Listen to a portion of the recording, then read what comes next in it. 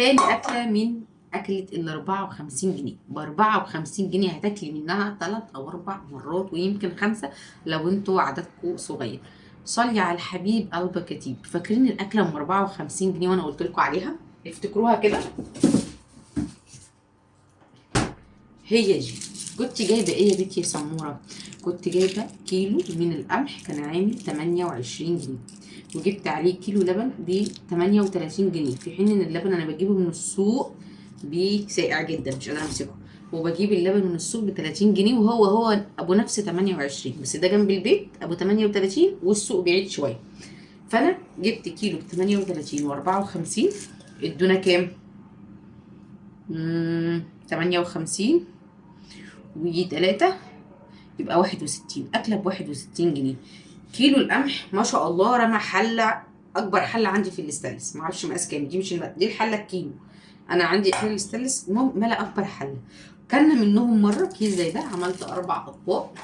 الطبق ده ماشي، وسبت كمان طبقين يفطروا بيه تاني يوم، والباقي شرته في الفريزر. كنت عاملاها يوم التلات، كلنا يوم التلات والاربع وشلتها في الفريزر، ومطلعاها النهارده ايه؟ الاتنين. وهيقعدوا دول 4 اطباق من دول اهو، هو كبير مش صغير. وعندي كذا واحد بقى، بص ادي واحد،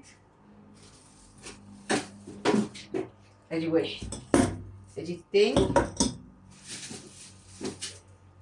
ادي التالت. لما بشيلهم في الكيس بكيلهم بالعدد الاطباق او الكوبايات، وبطلع منهم زي ما انا عايزه.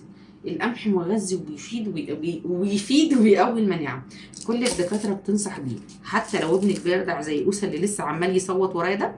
عايزه اقول لك يعني بضربه له في الخلاط، يا اما بديله الميه على حسب مزاجي. انا دلوقتي هطلع كيس اهو،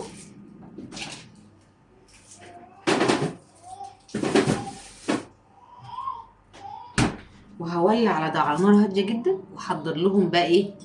السندوتشات، وهصحي العيال.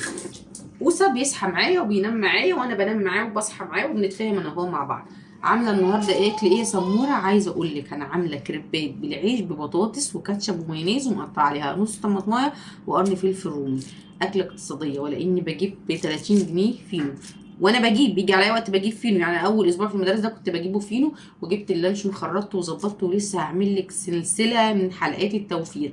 استحملوني شويه لو بتاخر عليكم في الفيديو او الميزانيه اللي انتوا تطلبوها، عشان بس في بيبي. صلي على الحبيب قلبك يطيب.